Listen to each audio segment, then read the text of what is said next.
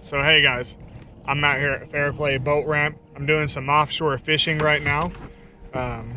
Just trying to see what I can catch out here. It's 75 degrees, it's early. I'm right on top of that hump. And I'm just casting the crankbait to the flat part of it. Like right out where I've got some rocks marked, I'm trying to throw over toward those areas on the grass, and I'm just pulling back through. I see a lot of the activity is, 0 to 10 foot, so I'm just throwing a crankbait that's a DT8.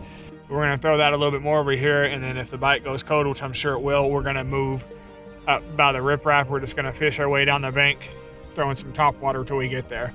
And we'll see. It's cloudy, it's a little bit windy. We're probably gonna have to put on some flash today. I'll try and avoid the underspin. I know I've been wearing that out, but man, it's been so effective. If it comes down to it, I'll put it on, because if it works, it works. But I'm gonna get over here and see what I can find on this hump. I'm drifting away. Let me get back over there.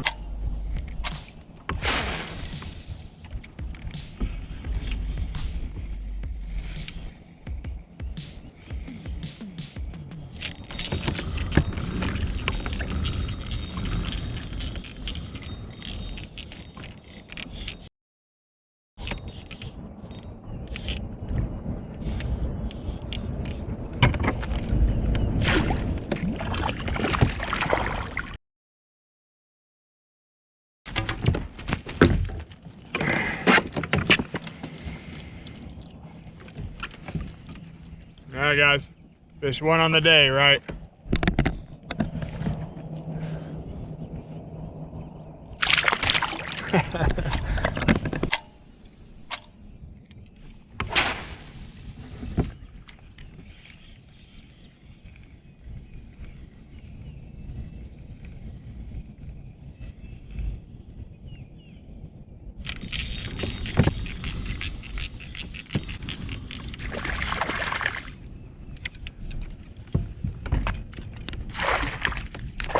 That's just the volume pumper. That's all that is. What are we doing out here? You're not the target audience. As bad as it seemed for you, bud. Alright, we're gonna get him back down in there, and we're gonna throw this a little bit more, right? They're small right now, but that's too early.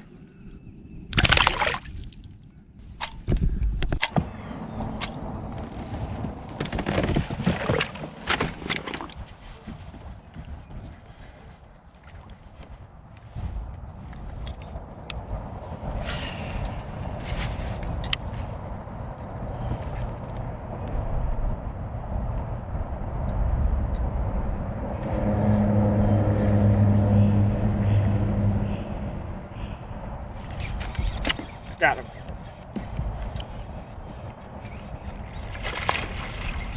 That's a better fish on the day.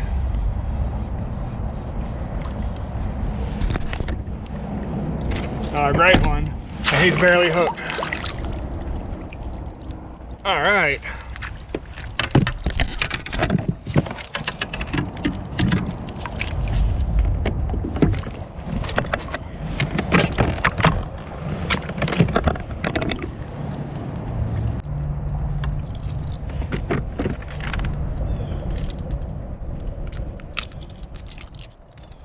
All right, guys, that's respectable, man. That's like a 15 incher, right?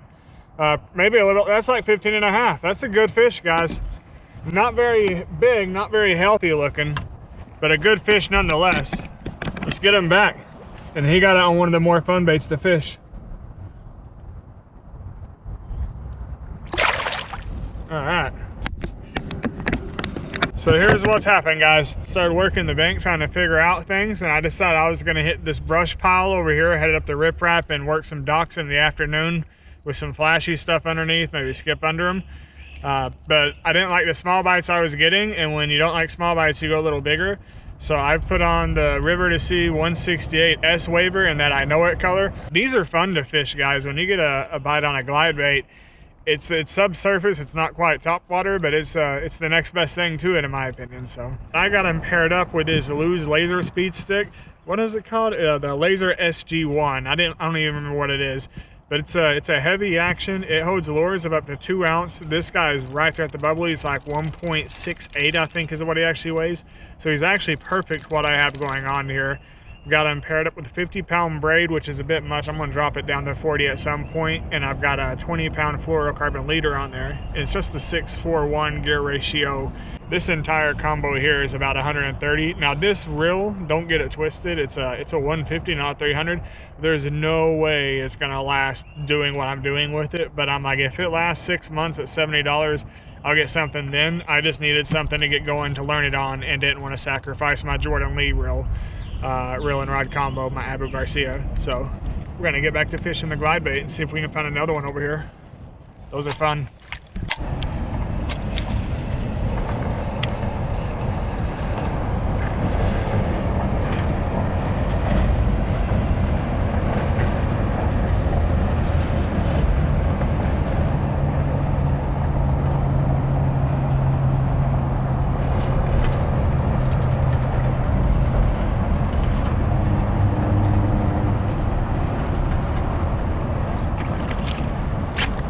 He was right there at the boat too. Should have waited.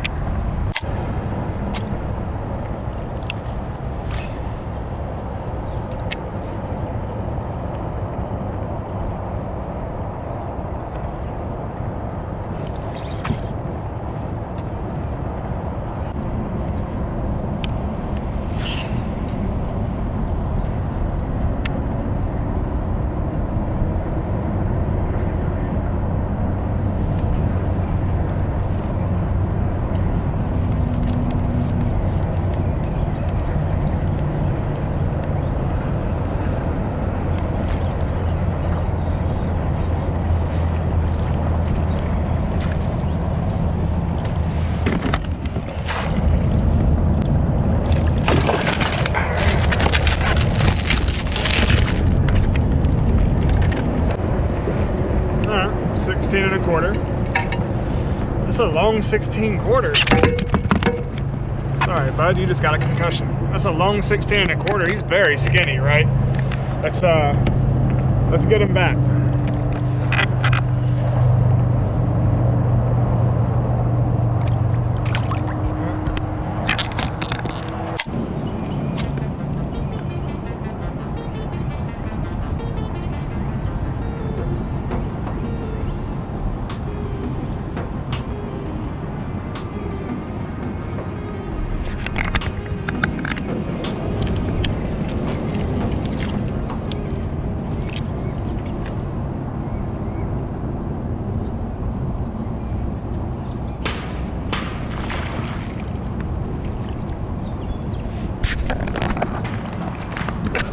I had him for a second. Well, okay guys, that's enough suffering for today. It's kind of hot out today. It was kind of a pitter-patter around day. I don't think it was junk fishing. Like, I knew I was gonna throw the crankbait offshore, so I was gonna try and see if I could get some nibbles there, because I haven't done a lot offshore since probably winter. Ended up going back to the shallows today because I wanted to work on something. I have a belief that if I can get good with a glide bait, I'll definitely get bigger fish. And glide baits, dude, those are fun to fish. I saw so many fish chasing the lure today, and there were times where I could see when I made the wrong decision. You know, I think he was close enough and I'd snap and he wasn't, and he'd stop and look at it and go back the other way. You can learn a lot from the glide bait. Even if they're not fully taking it, you can see, are the fish in the area? There were several docks where normally I'd skip them, but I'd throw the glide bait around and I'd see a fish come up to chase it. At least to inspect at a high level. You see a lot of fish with it. Very frustrating. A big takeaway is having the appropriate rod helped a lot.